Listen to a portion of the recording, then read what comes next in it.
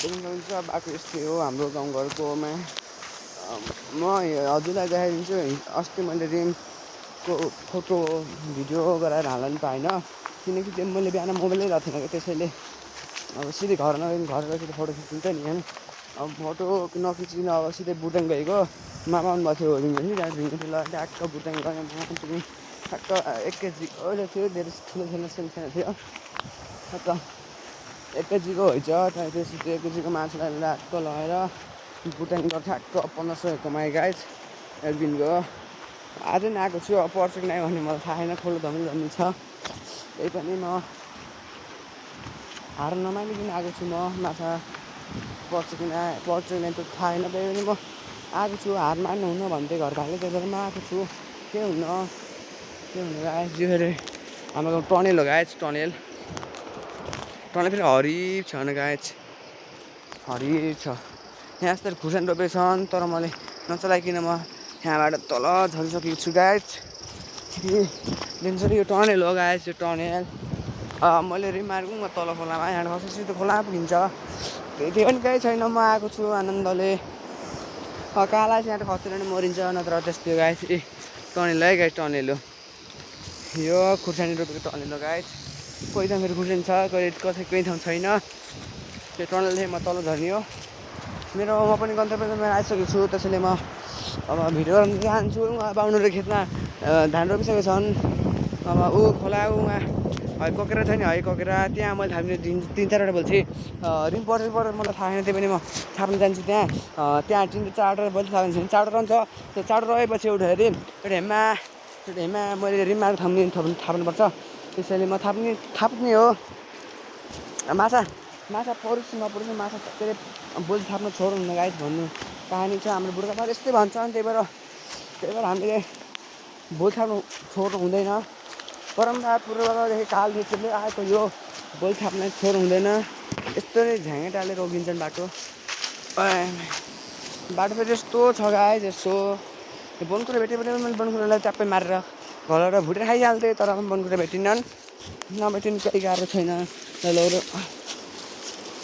लौरो भेटाएँ, लौरो मटेर हिँड्न सक्छु। अब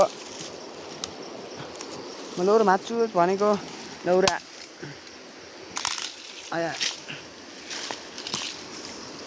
लौरा भाँच्नु सकेन।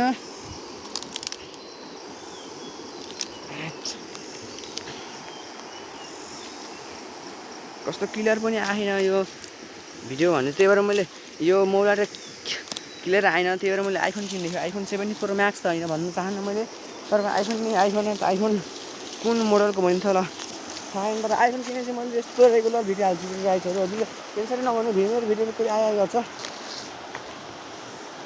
ल खोलामा आइसकेको छौँ गाइस हामी। यो खोलो यो बाटोमा म यता मोडबाट आउनु सक्थेँ, तर ढुङ्गा खान्, त्यही भएर मेरो खुट्टा नि यस्तो मर्केको। त्यही भएर खुट्टाले ढुङ्गा हुन्छ नि, ढुङ्गा यताउति गर्दा ढुङ्गा ठुकिन सक्छ। त्यसैले म सटरबाट आएको मलाई सर्भ भनेर मेरो मुटुको शिरमा गरौँ, तर केही पैसा छैन, म डराउने मान्छे होइन।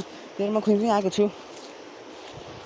ल गाइस देख्नुहुन्छ म यहाँ आइसकेँ। यो घुम्टी हो, यो यसको नाम भन्छ यो उहाँको के अरे यो के भन्छ छैन, कोप्चीको ओढा हो गाइस। यो कोप्चीको ओढाको साइडतिर म आइसकेको छु। अब बोल्छु कथा नि भने मलाई थाहा अब गरेर थापिहाल्छु। म थापेर केही नभइकन अहिले मेरो अहिले टाइम हुन्छ अरे, त्यसैले म अहिले हजुरलाई बोल्छ थापेको भिडियो देखाउन त पाउँदिनँ होला। त्यही पनि मैले प्रयास गर्छु, सक्छु कि नै भनेर थाहा छैन। त्यही पनि म अब बोल्न थाल्न गइरहेको छु। पारी कस्तो नि हो, खोल यत्रो हो गाइस, न मैले मोजा ल्याउँ न केही ल्याउँ, खोल यत्रो हो। अब कदर त नि भन्ने कुरा थाहा छैन मलाई, त्यही पनि म प्रयास जारी राख्छु। माछा रिम मार्नको लागि त्यति गर्नु पऱ्यो। अब उहाँ पारी गरेर खोज्नु उहाँ त्यसैले म गाह्रो पिर नमानिकन म एउटा बोल्न थाप्ने हो गाइस। रिम मार्छु भोलि पनि त्यस्तै बुटाङ गरेर के अरे बुटाङ गरेर बोल्छ थाप्न के अरे बुटाङ गरेर माछा रिम बेच्न पाइन्छ। त्यसैले म यहाँबाट सट्ट चढेर उहाँमा एउटा बोल्छु, उहाँ ढुङ्गा थाप्छु, एउटा यहाँ थाप्छु, एउटा त्यो तल थाप्यो। मैले रिम मार्केर हयता गाइस, हयता अहिले देखाइदिन्छु म एकछिनमा। म फर्स्टमा कता थापौँ भन्ने कुरा हो। म फर्स्टमा त तल गरेर थाप्नु होइन, फर्स्टमा म कता थाप्छु भन्दा म माथि गएर थाप्छु है गाइस म माथि गएर थाप्छु ल माथि आउनु होला गाइस म पनि हजुरको साथमा अघि बढिसकेको छु ल गाइस हामीले अब माथि यहाँ माथि थाप्नुपर्छ बोल्छी ल तिनवटा बोल्छी यहाँ थाप्नुपर्छ एउटाको पारि थाप्नुपर्ने हो ल गाइस केही छैन 3 बोल्छी यहाँ थाप्नुपर्छ ल म यति भन्दै म भिडियोमा यही अन्त्य गर्न चाहन्छु धन्यवाद।